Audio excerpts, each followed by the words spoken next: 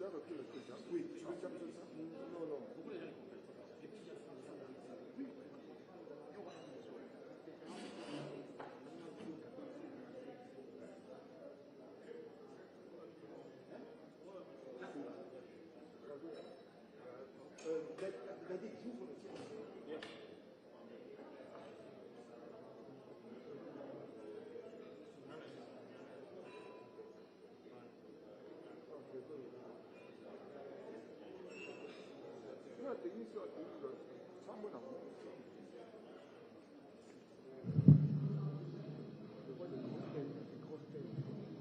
One, two, check.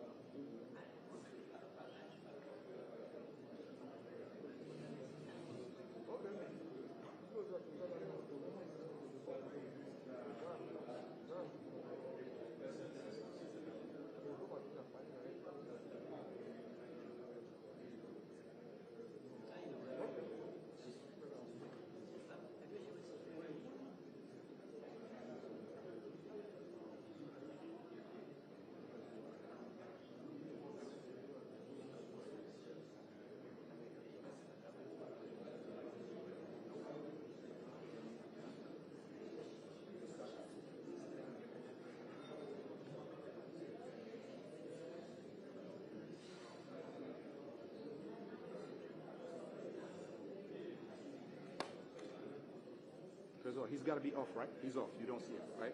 So I'm replugging him back, and then turn him back on. I just turn him back on. It's still rolling, right? Yeah. So I'm turning him back on. Yeah. Yeah. So when I'm zooming this, because are you seeing this? Yeah. When I zoom in.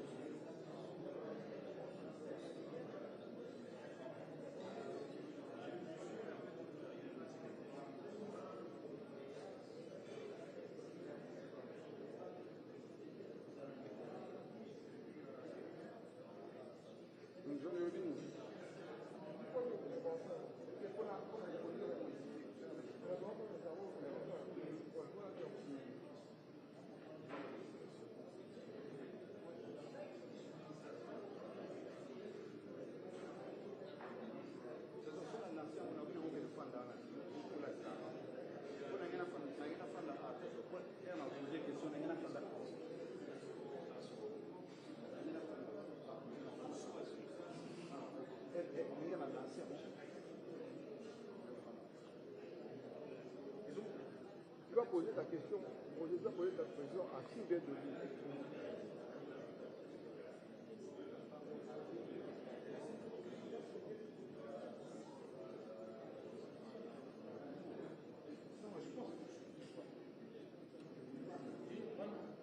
Des fois, la route par rapport à la caméra,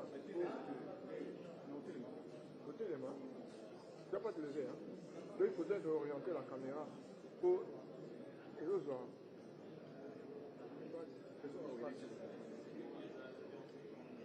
Parce que là, on voit tout le monde.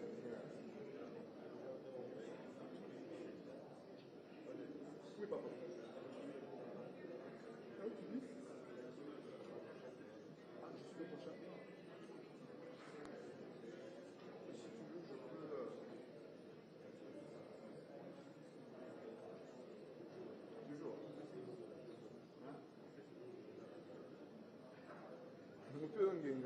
Et où tu as un reflet, tu as un reflet sur la caméra.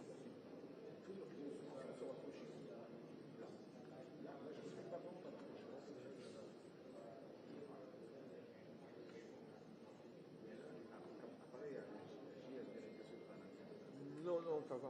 Ici, ça va. Mais si tu dois voir les autres, ça va. Oui, non, je vois ici, ça va, c'est bon.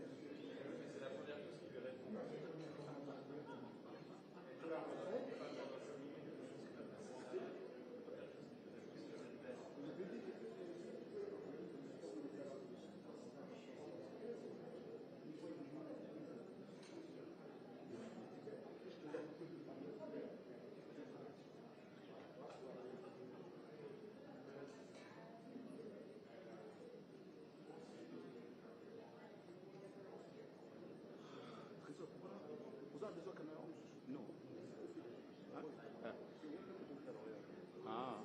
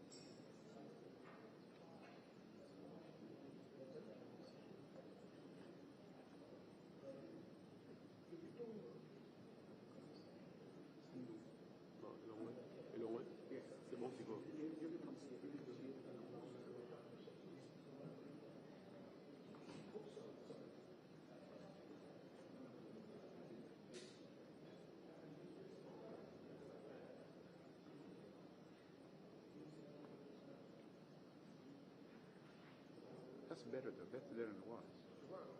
It's much better than it was. C'était pas comme ça en tout cas. Yeah, it's better than it was. C'est pas comme ça. Et donc,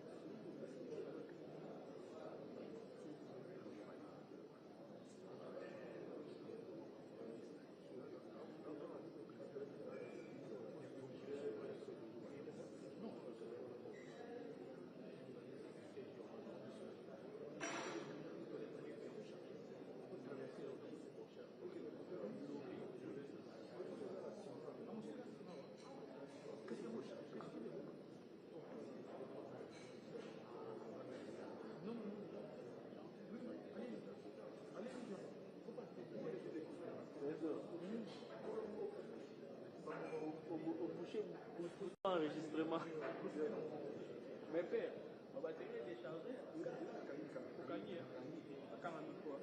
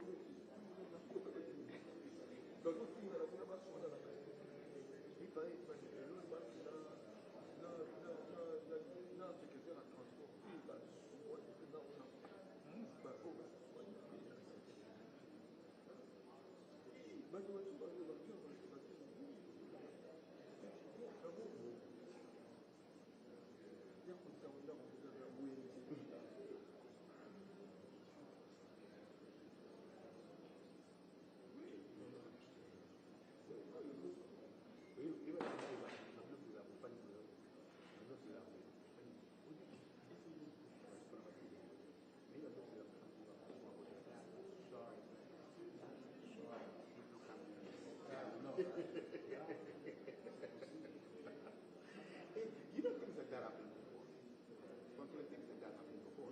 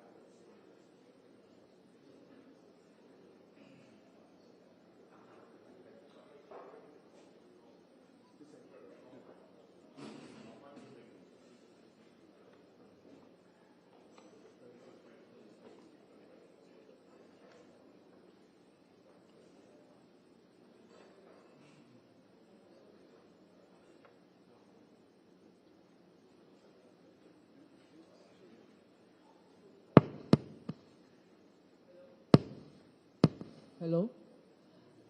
Good evening, everybody. My name is Mami. I'm the communication advisor to the minister. Just wanted to apologize, first of all, because we are running late. We're supposed to start at 4 p.m., but the minister was caught up at the White House, like you all saw on the live. And it took longer than previously scheduled. And then she had another meeting that wasn't in the program, but was very, very important. And she's really, really apologizing. She's going to be another 20 minutes late. Then she's going to be here. So I'm just asking for your patience. And again, our apology for the delay. Thank you very much.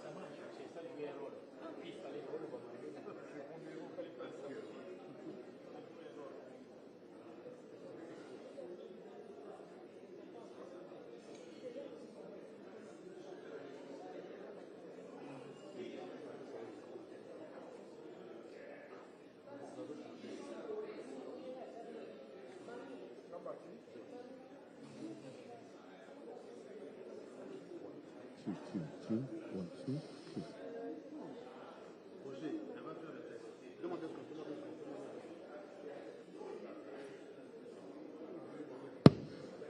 One, two, two. 1, 2, 1, 2. Allô? Allô? C'est bon? Ouais, c'est bon. Non, elle a dit on n'entend pas. Allô? Allô? 1, 2, 1, 2.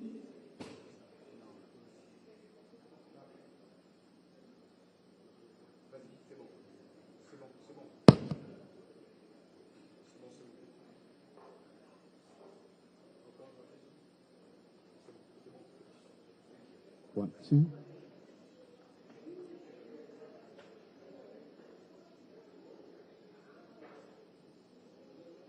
Can we check this one? Can we check this one? If it's still, yeah. It's still right.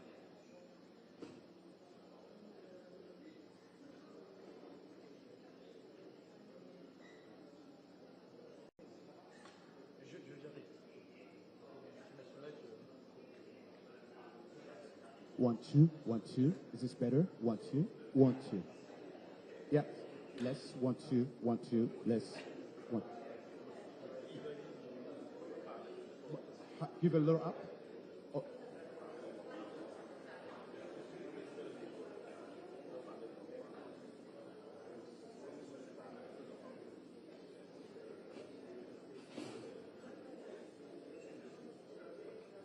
What about now? What about now? 2, 2, 1, 2, 1, 2. Check.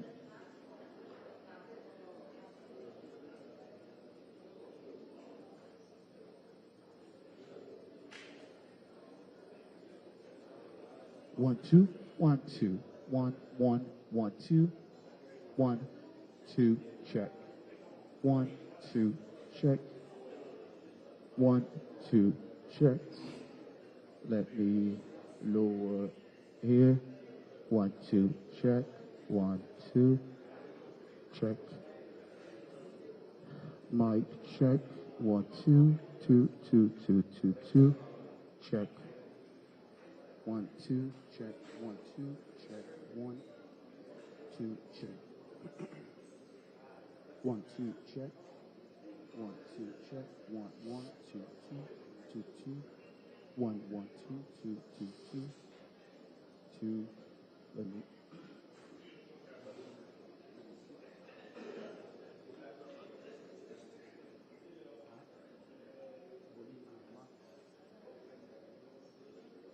One, two, check. 1, 2, check.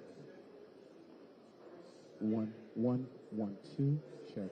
1, 2. 1, 2, check. 1.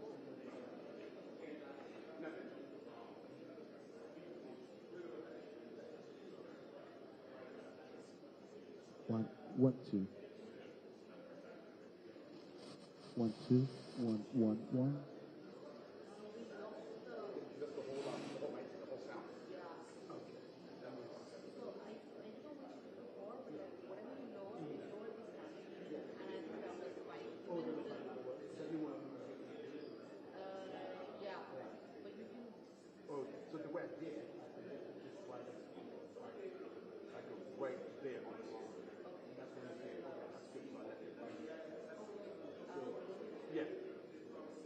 One, two, 2, check. 1, 1, 2, check. 1, 2, check. 1, 2, check. 1, 2, check. 1, 2, check. Microphone check. That is weird.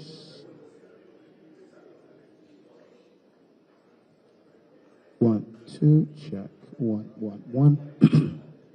Okay, let's see why.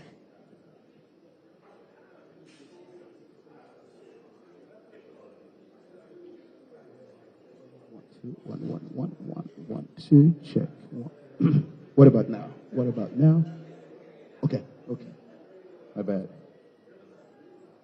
Now you can hear me, but you still have static. Static. I can bring it down. Is it better? 1, 2, check. 1, 2, check. 1, 2, check.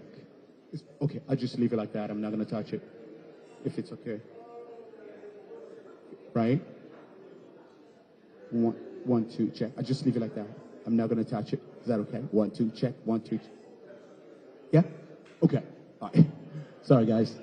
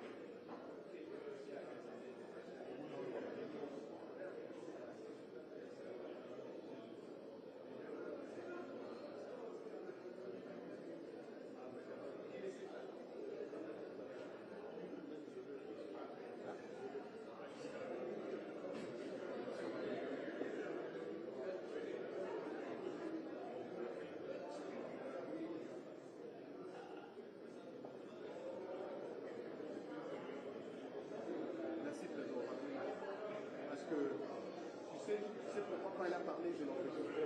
Quand elle a arrêté, je ne pouvais pas rester ça. Ouais. Je ne pouvais pas continuer avec ça, sinon hier, ça m'a fait une autre année.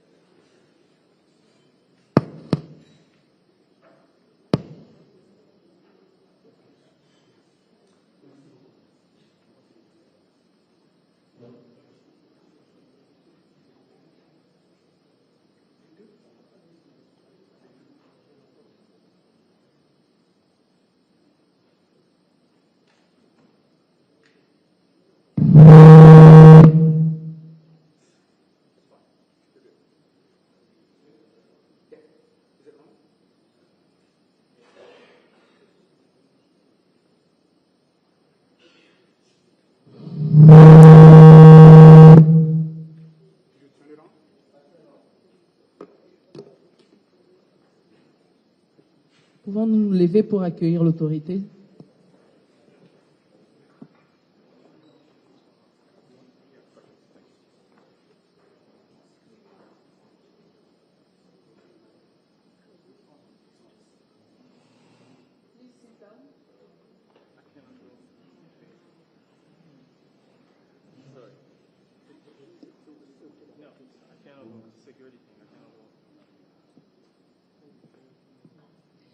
Good afternoon, ladies and gentlemen. Once again, our apologies for the late start.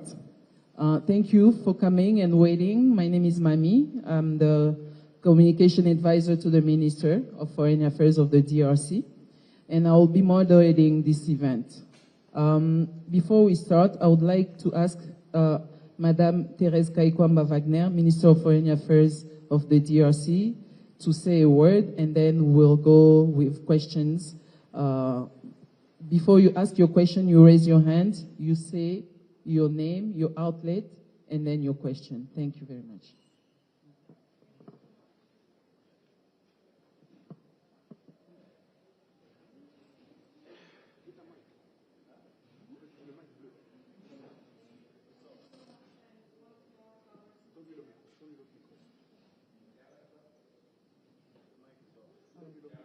Perfect.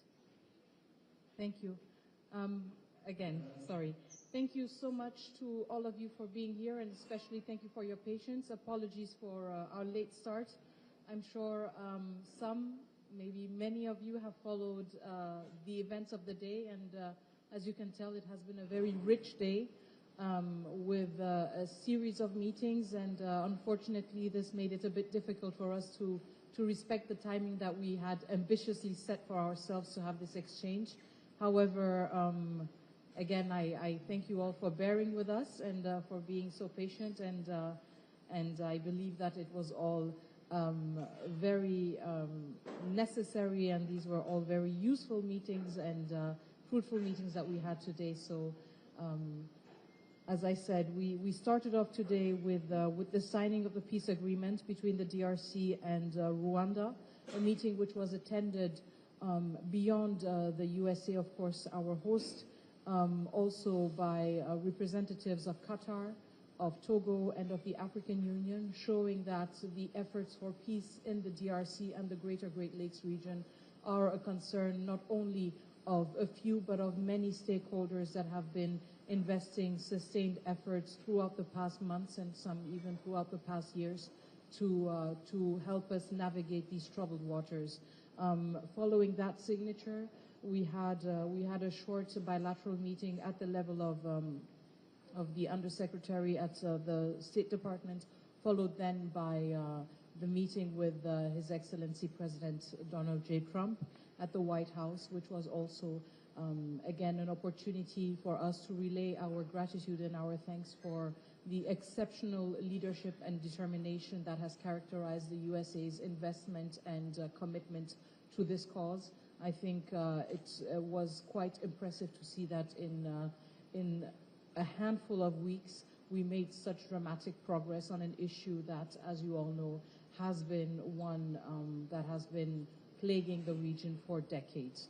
Of course, as I said in my remarks and in my speech, the work begins now. We have signed an agreement. We have committed to high objectives, of course, to lofty goals, if you want to put it that way. But the true test will be, of course, when the rubber hits the road and when we have to start implementing this agreement and making sure that we honor our respective commitments. So I think this is the next phase that we're looking towards, and of course, as I said, the DRC, the country that has suffered the most, the country whose citizens have suffered the most, is more than ever determined to hold its end of this bargain. So this being said, I look forward to hearing your questions and to having a fruitful conversation with you. Thank you. Thank you very much, Your Excellency. We can start with questions. Please raise your hand, state your outlet, and then I'll pass you the mic.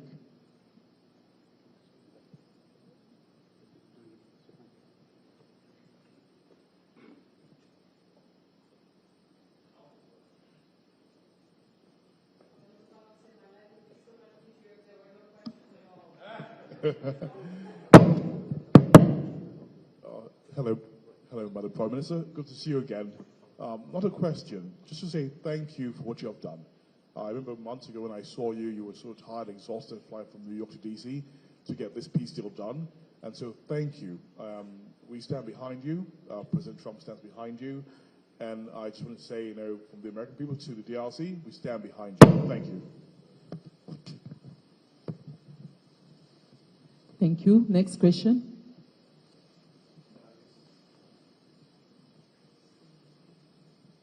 Thank you very much, Her Excellency. My name is Franklin Katunda. I'm with RGTV, Congolese American Network out of Dallas, Fort Worth. Thank you for this historical day, and we're just grateful for everything you've done as a Minister of Foreign Affairs. The question I have, and is the question that most of young folks have here in America, in the diaspora, so as those in Goma, in Kinshasa, and elsewhere, they want to know when and how are we going to implement this accord and everything that was decided today, because most of the folks out there don't know what's in it. And when they know, most of them want to know, when will the troops, Rwandan troops, be sent back to where they belong? Thank you. Thank you. Next question. She's going to take a few ones and then answer all at once.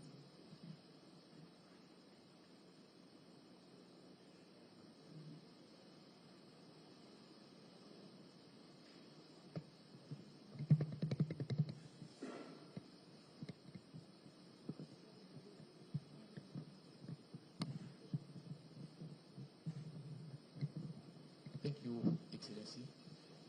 A lot of people were just wondering if the Congolese government went deeply in about to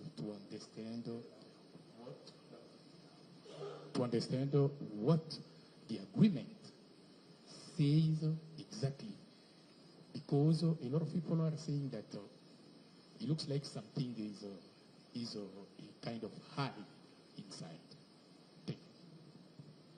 Thank you. One more question.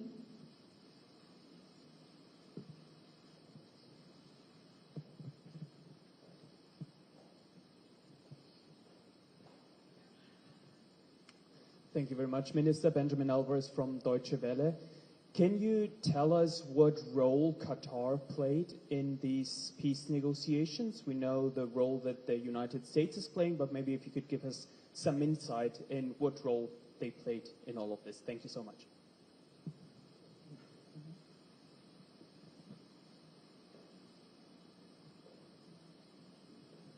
All right. First, thank you so much for these questions, and I'll start with the first one, and it's a completely legitimate one. There is, of course, a lot of curiosity, a lot of expectations, especially for our countrymen and countrywomen who are living still under occupation right now.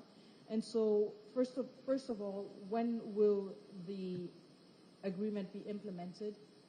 The agreement enters into force upon its signature. So I think it's very important when we say that the work has now begun, it truly has begun now. So we are not looking at an agreement that is due to be implemented or enter into force in an unforeseeable time. The obligations start at the moment where the signatures have been made on the document. Now, what does that mean concretely? And I know that this, there are very specific expectations that people have. The agreement is large and covers a lot of issues, but I know that a lot of the attention and focus goes towards the presence of foreign armed forces in the DRC, including, or foremost, the RDF. I think it's important here to go back to what the agreement itself says. The agreement refers to the CONOPS, the Concept of Operations, a document which was adopted in the framework of the Rwanda process, which has two main pillars and two main obligations, if you want, for the DRC and for Rwanda. Obligations that actually have as a core foundation the acknowledgement, the mutual acknowledgement of security concerns that each of the country has. Our security concern, of course, is the respect of our territorial integrity and the respect of our sovereignty. And that translates into our expectation to see Rwandan troops return to Rwanda and leave the DRC. Rwanda's security concern in the context of the CONOPS was the issue of, or still remains the issue of the FDLR and their neutralization. So the agreement is very clear on this. When it comes to the issue of the Rwandan troops and their presence in the DRC, we speak of a disengagement, or as Rwanda calls it, the lifting of its defensive measures, which is due to be implemented through the framework of the CONOPS. The CONOPS foresees in a sequential approach the withdrawal of the troops as well as operations and efforts towards the neutralization of the FDLR. So again, as I said, the accord or the agreement enters into force upon its signature, and there are mechanisms put in place and foreseen by this agreement precisely to make sure that action follows the words that are that have been pronounced. And so there are different mechanisms that will rapidly be put in place to make sure that both Rwanda and the DRC, but also the accompanying countries and facilitators are on board to make sure that all are held accountable towards the implementation of this CONOPS, and more concretely, the withdrawal of troops as well as the neutralization of the FDLR. The second question goes to understanding what the agreement says exactly. So there's good news, and this was expected, of course. The agreement has been published on the site of the State Department. I think in the next days, everybody will reveal their true peace agreement analytics styles, and we will have all sorts of interpretations of the agreement. But I think it is a key aspect of making sure that even though peace processes sometimes require a level of discretion and do not grant the transparency that some expect, of course, when they come to fruition, it is important to make sure that there is clarity on what the parties have engaged to.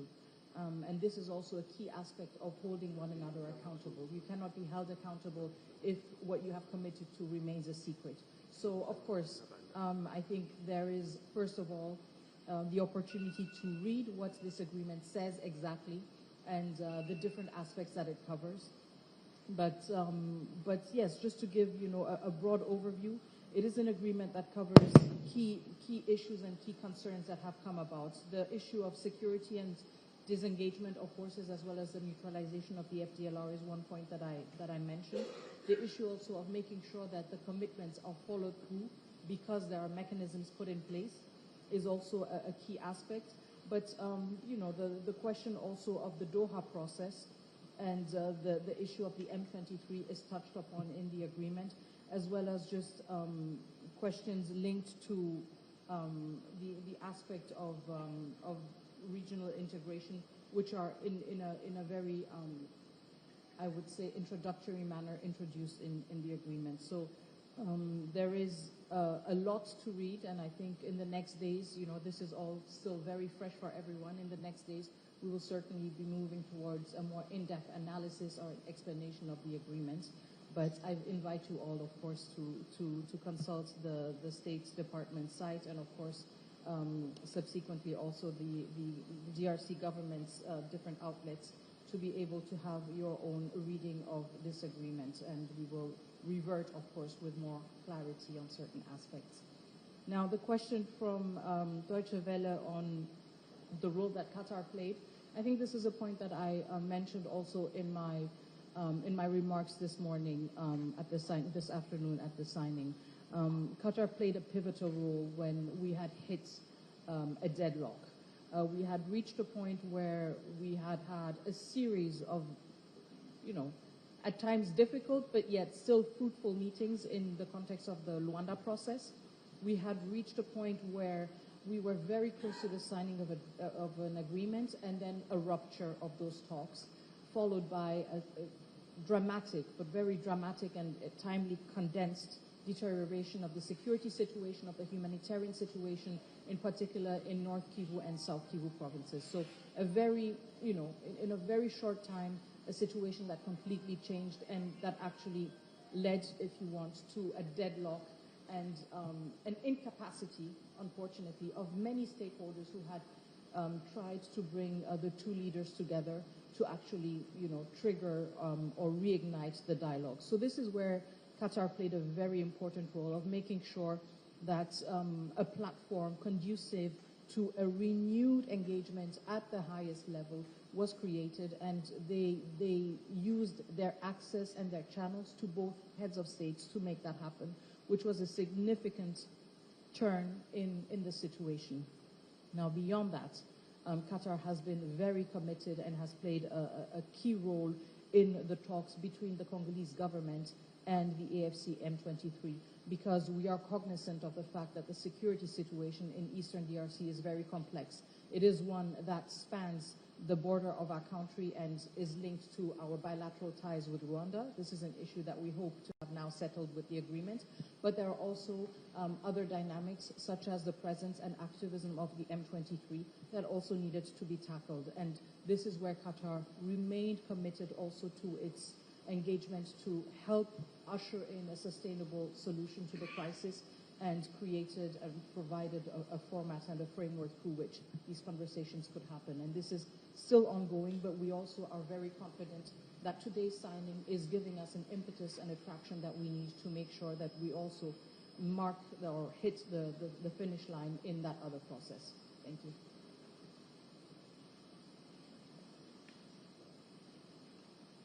Thank you very much. Next question. Yes.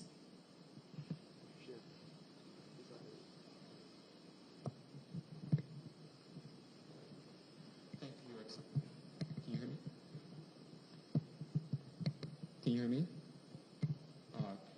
Thank you, Excellency, for the work that you are doing on the behalf of our country.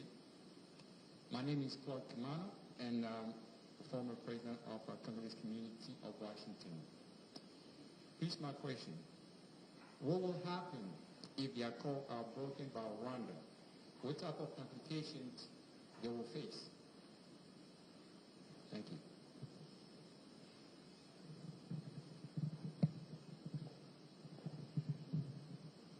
Thank you, Thérèse. It's not the first time that Rwanda and the DRC. Okay, it's not the first time that Rwanda and the DRC will together sign an agreement for a joint mechanism of verification. We know that in the past, even Rwanda sent military for operation, but it didn't end the conflict. And now, what will be different, and what guarantees that the end will really end? That is one. And also, I know today you didn't speak about the economical part of the agreement, but can you tell us what will be the Rwanda part of this economical deal when it will be signed?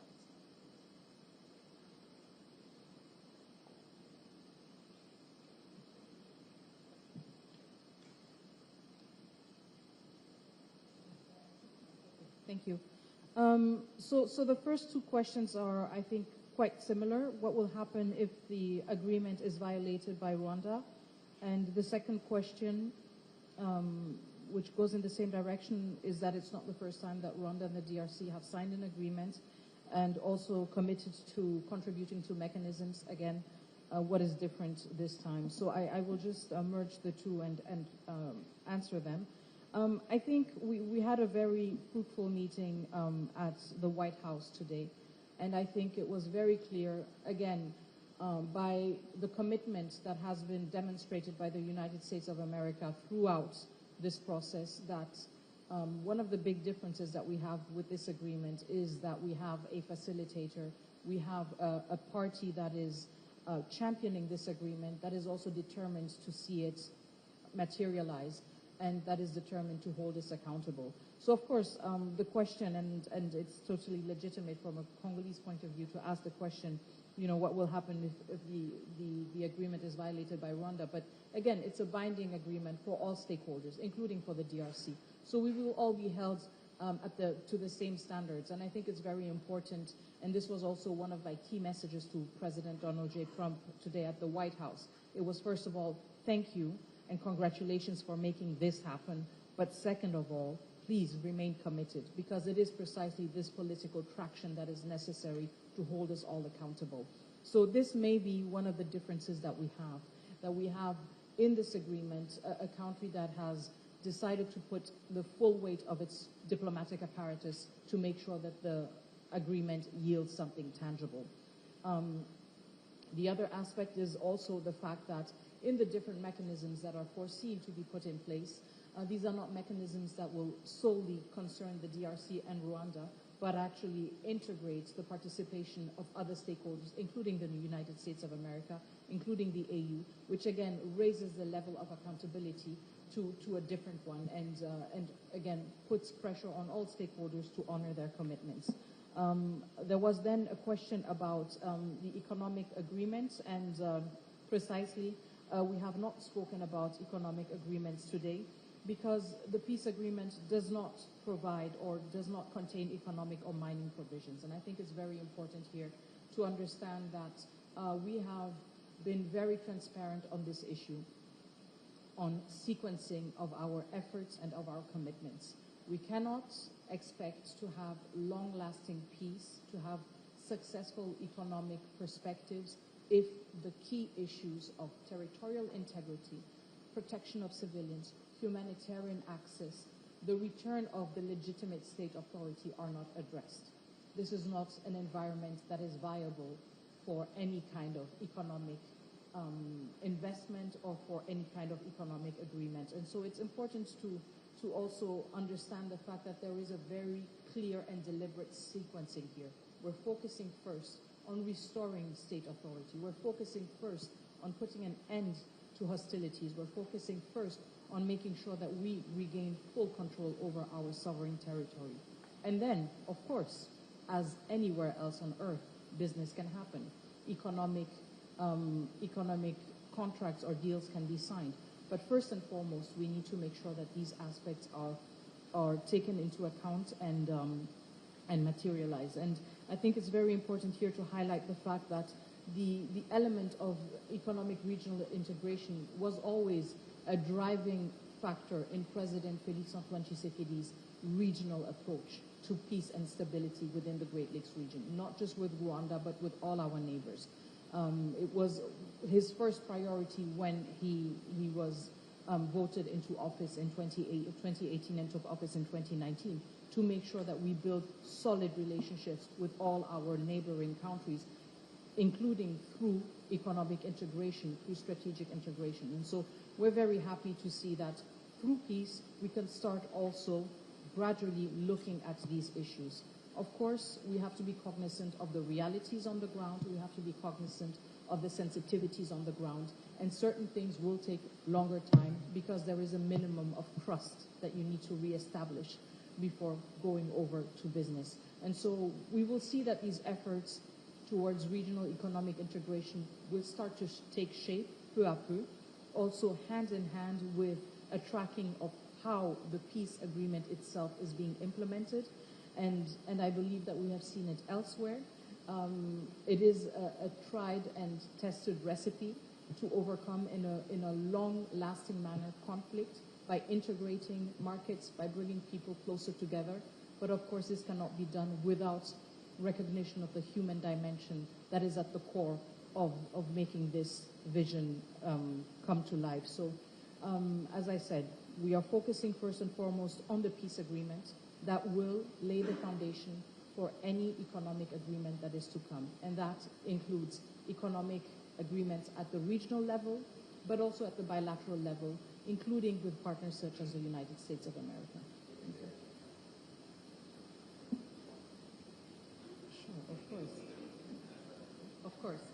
Tout à fait. So just for the second question. Oui, tout à fait. Non, nous comprenons tout à fait la préoccupation et le souci de tout le public, en fait, par rapport à la question économique, si vous voulez, qui a souvent été associée à cette question de l'accord de paix. Mais il est très important ici de réitérer que nous avons insisté, en tant que République démocratique du Congo, sur un séquençage clair. Un séquençage clair entre la paix et tout effort d'intégration économique et tout effort aussi de signature de contrats ou de dispositions économiques ou minières. Pourquoi ? Parce que nous sommes de l'avis qu'il faut tout d'abord un minimum de paix, un retour de l'autorité de l'État, un retour des populations déplacées, un accès humanitaire rétabli. C'est le minimum qu'il nous faut pour créer un environnement propice à des investissements, un environnement propice à aussi des projets d'intégration régionale. Et donc, nous sommes restés dans cette posture, et je pense que c'est une posture tout à fait légitime, étant donné justement que nous voyons qu'elle a porté des fruits. Et donc, l'accord de paix se concentre tout d'abord sur la création de cet environnement propice. Toute discussion sur des accords à caractère économique, que ce soit des accords bilatéraux ou que ce soit des accords à caractère régionaux, seront évidemment liés étroitement avec la mise en œuvre de l'accord de paix. Et donc, ne seront pas, si vous voulez, dans l'immédiat ou dans l'après, dans l'immédiat, juste après la signature de l'accord. Dans cet esprit, les 90 premiers jours, justement, sont exclusivement dédiés à la mise en œuvre de l'accord et de l'accord de paix. Donc, nous ne nous voyons pas dans une logique d'accord économique de manière précipitée. Pourquoi ? Il est très simple. Nous savons de beaucoup d'autres régions que la paix, que la stabilité régionale est très souvent consolidée à travers une intégration, à travers une liberté de mouvement des biens et des individus. C'est une leçon que nous avons tirée de plusieurs autres contextes. Mais nous sommes aussi conscients du fait que toute cette intégration, toute cette mobilité des individus et des biens, elle dépend justement de ces individus, de ces personnes qui, elles, ont survécu à une période extrêmement difficile, extrêmement pénible. Et donc, toutes ces questions d'intégration doivent aussi suivre le rythme naturel d'une population qui est en train de guérir et qui est en train de reprendre la vie normale après une période traumatique. Et donc, nous insistons justement sur un séquençage qui prend cela en compte. Merci. Merci beaucoup, Excellence. Oui, question ?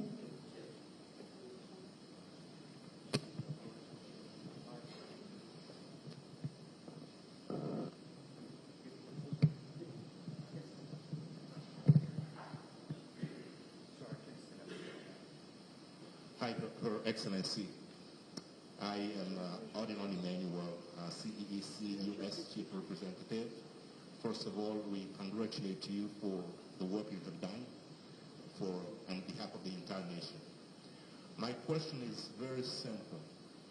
I know you and the President of the country, Felix Tshisekedi, you've been generals in the front line. Do you have captains behind you that would be on the task to make sure that Kagame takes every one of his men out of our country? Do you have the team that you're building up that you're going to be doing this, you're going to be doing this, you're going to be assessed on doing this, that we can ensure that Americans will not be implementing it. They are covering, helping us. But we're going to make sure that Kagame gets his boots out of the country. Look at that team.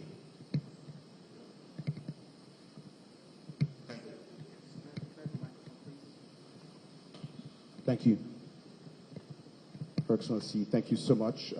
This is a great opportunity for us to actually talk to you today. I just have two questions, and I'm going to ask one in English and then one in French. My name is Roger Muntu.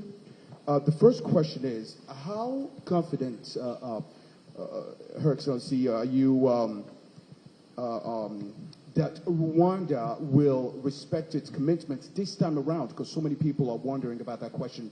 And after everything that you experienced today at the White House and at the State Department, how confident are you about that? My French question, Madame la Ministre, quelles sont les prochaines étapes concrètes après cette signature? Y a-t-il un calendrier précis pour la mise en œuvre? Certains de ces Congolais se posent la question pour savoir s'il y aura une suite où ils peuvent être informés. Merci.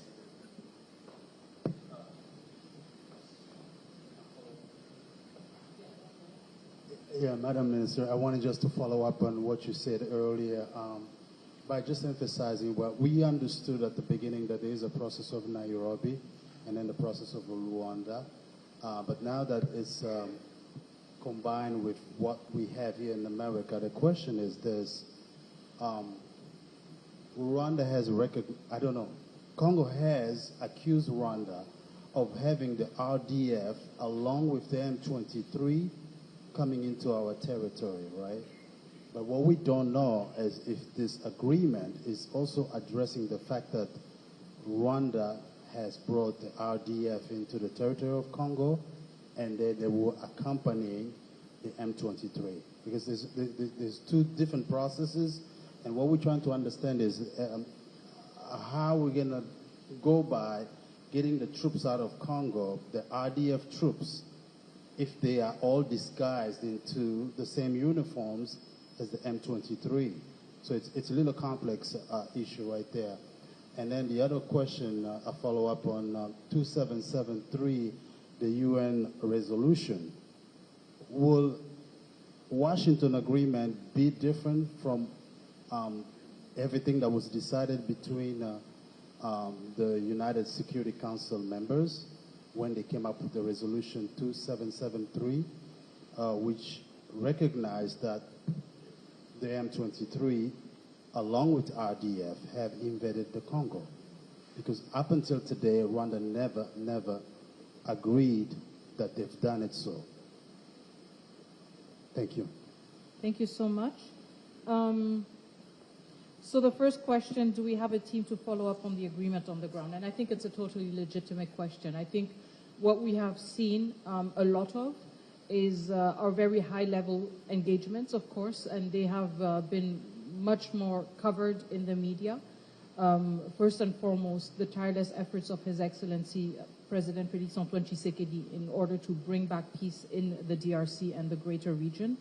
And as well as other efforts that were carried out through the government.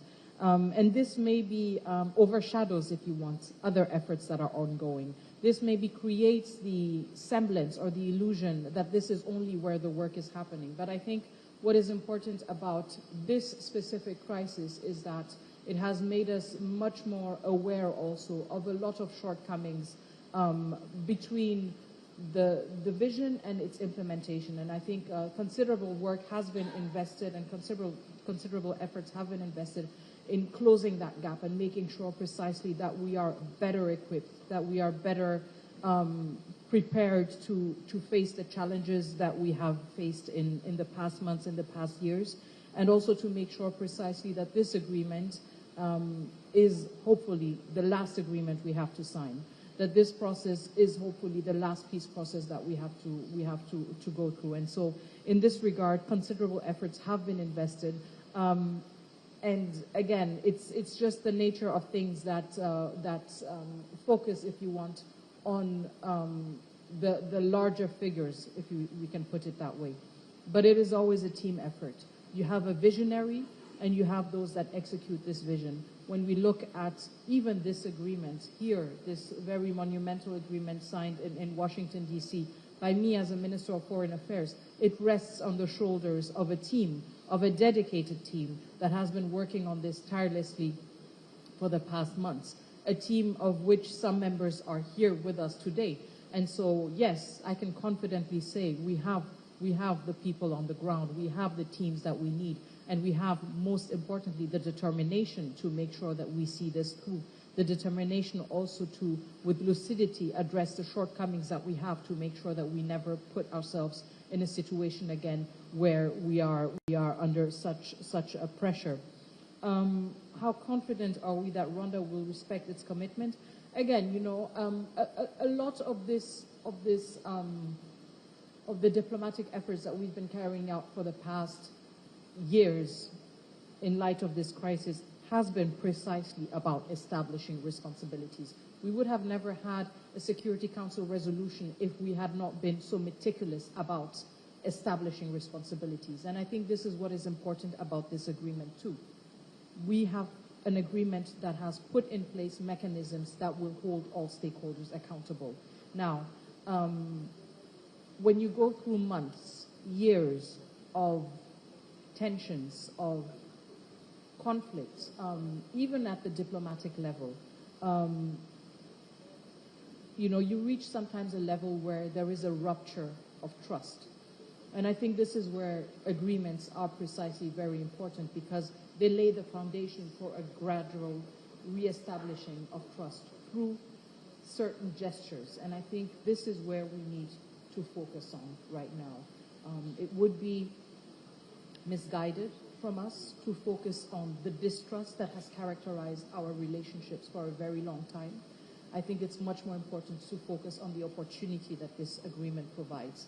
An agreement that establishes clear responsibilities, but also has a backup plan through mechanisms that supervise its implementation. So I would rather turn it around and focus on the opportunity at the moment, and not fall back, if you want, in the trap of mistrust that at times has characterized our relationships with Rwanda. Concretely, in terms of next steps, I think one of the key aspects that the agreement focuses on is precisely the element of the CONOPS. So the concept of operations, which foresees because it is a concept of operations, so it is a very technical and detailed document that breaks down precisely how we want to go about respecting and implementing efforts towards the security concerns of the DRC and of Rwanda. In the case of the DRC, as I said, it's about the disengagement of forces, and the CONOPS breaks it down in a very elaborate manner.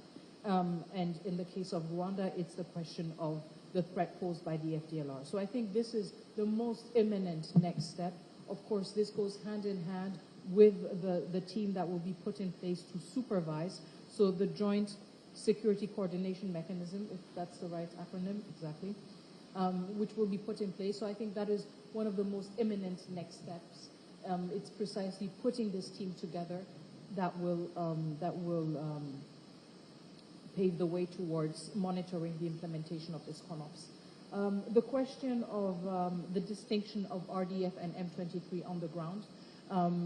So when we're looking at a disengagement of forces, as you said, and making sure that we are in a capacity to distinguish which are which, and not find ourselves in a situation, if I understand you correctly, whereby some forces would pretend to belong to another. I think here this highlights very clearly the strong correlation between the two processes. If you want, we can call one the Washington process, where we have had the signature of the agreement today, and on the other hand, the Doha process, because the Doha process precisely tackles the issue of the M23. And I think, again, we have made some very important progress in these talks, and we look forward to really, building on today's momentum to make sure that we come to an agreement. And I think through these two agreements, we will have a convergence, and we will have a capacity to establish ways of dealing with the two respective groups that will indeed provide for greater transparency, that will indeed put us in a position to be able to distinguish which elements belong to which forces or to which entity. So I think it's about making sure that we remain committed and we remain on track when it comes to the Doha process, precisely to make sure that we have this convergence and that we have this mutually reinforcing character of the two processes with one another. Thank you. We're just going to take one last question, and then that'll be it.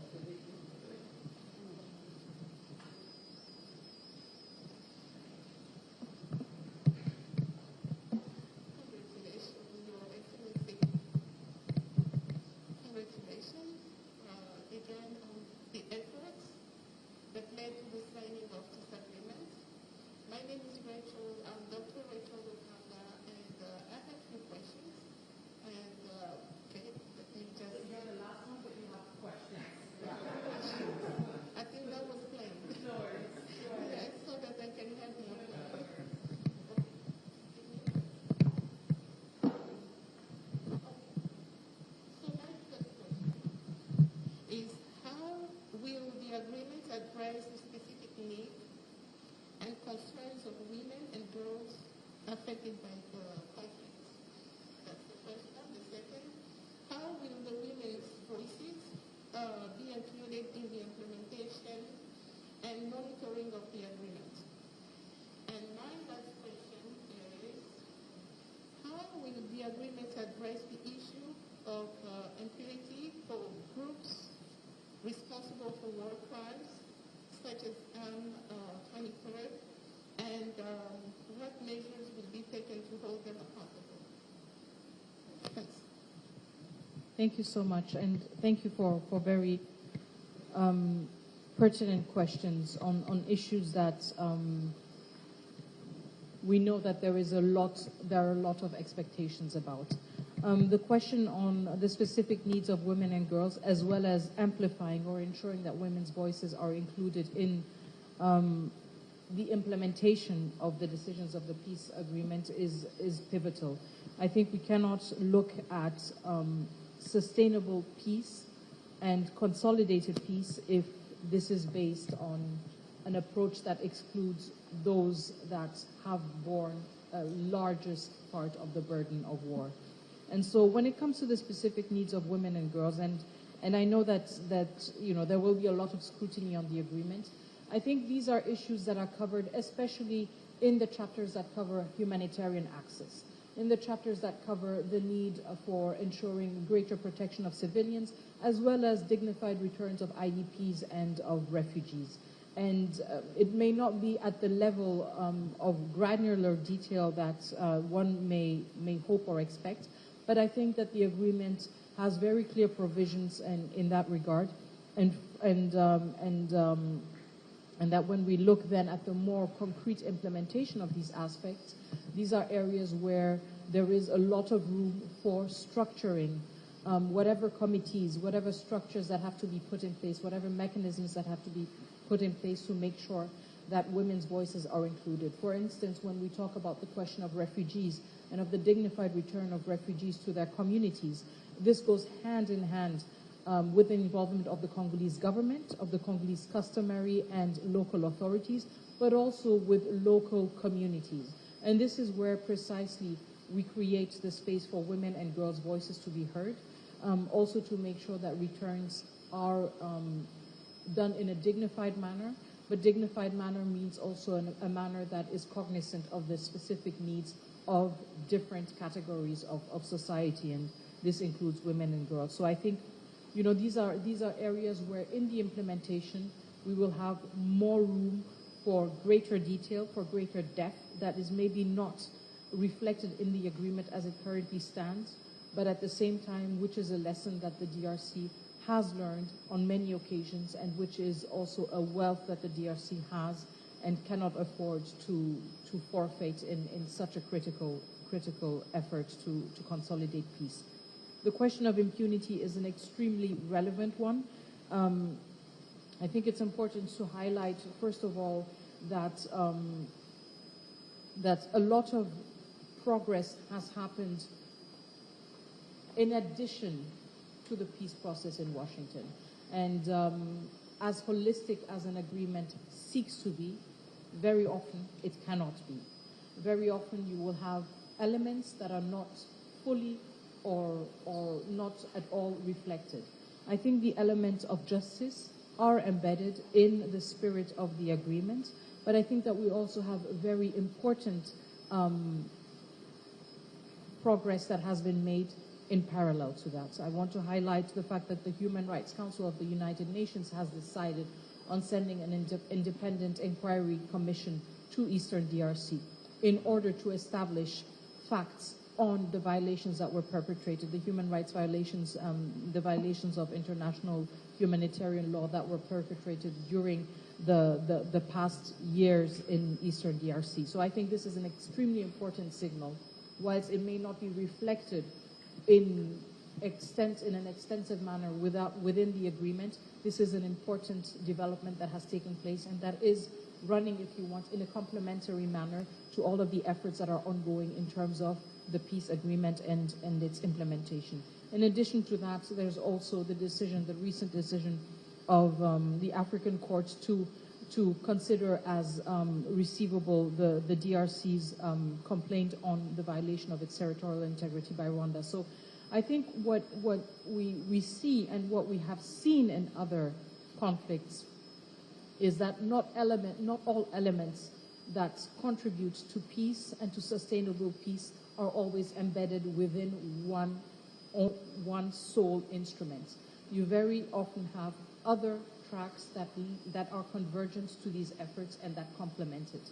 And I think the issue of impunity is one of these issues where we see a lot of traction in other settings and a lot of encouraging signs. Nonetheless, I think the agreement is also very explicit on the issue of the possibility or the conditions of integration of former armed groups combatants in national forces. And it is very clear on the fact that this is not an issue that can be dealt with in a blanket manner. So a case-by-case analysis. And this means individual accountability. This means making sure that we do not proceed in a manner which has been done in the past and unfortunately has cost us immensely, whereas we reward, if you want, rebellion, we reward taking up arms with certain privileges without taking into account what individuals have made themselves culpable of. And I think this is an extremely important aspect that is duly reflected in the agreement. So, as I said, there are key elements of impunity and the fight against impunity that are within the agreement. And at the same time, we're also very encouraged and emboldened to see that there are a lot of efforts, spearheaded also by local civil society organizations, that push towards a more robust stance on the fight against impunity and also the accountability for grave human rights violations that have been documented in Eastern DRC. No, please, no. We're just going to take one really last question. And no repeat offenders. So you already had so many questions. We'll hear a voice we haven't heard yet. I'm just making an executive decision. Thank you very much. Mwana Sugaliaga Mingi. Yes. Madam Minister, thank you very much for all the hard work. I think you distinguish yourself out of the box. We appreciate all your work and keep on doing what you do. A few hours ago, I was in a room. We witnessed the signature, and you could see the excitement on the American part. You see Secretary Rubio, Mr. Gulos, even the President Trump, when you talk about this agreement, he's so excited. But when you look at the other part, the two other parts, the Congolese part and the Rwandan part, the body language was kind of,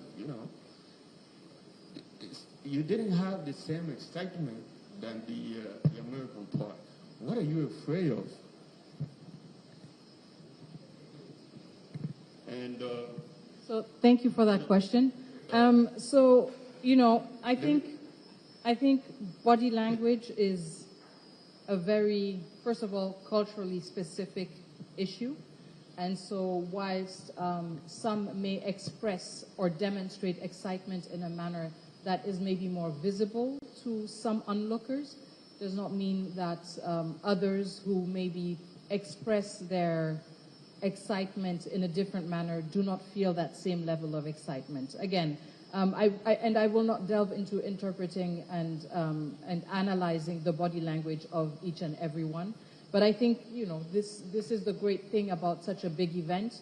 You have a text, everybody's going to become a legal expert, they're going to tear it apart, and they're going to look at all the articles. Then you have the videos, everybody's going to be a body language expert and say, she frowned, she smiled, she cried. And then there's going to be everyone becoming an expert. And I think this is all part of all of the excitement around such an agreement. I just want to emphasize the words that I pronounced today, both at the Department of State and at the White House. This was an extremely solemn occasion for us. Maybe it was not visible to certain, but we signed this agreement and I weigh every single one of my words. We signed this agreement today with the weight of all of our population on our backs, with the suffering of our population on our backs, with the responsibility to make sure we cannot fail. So whilst maybe body language may not have translated that, trust and believe this was not an exercise that was easy. This was not an exercise that was lighthearted for us. And we are very conscious of the historical burden and responsibility that is bestowed upon us. And we will do our utmost to be up to the challenge. And we will not, unfortunately maybe for you, do our utmost to satisfy the curiosity or expectations of some onlookers on how we ought to behave or signal through body language. Thank you so much. Thank you. Thank you very much.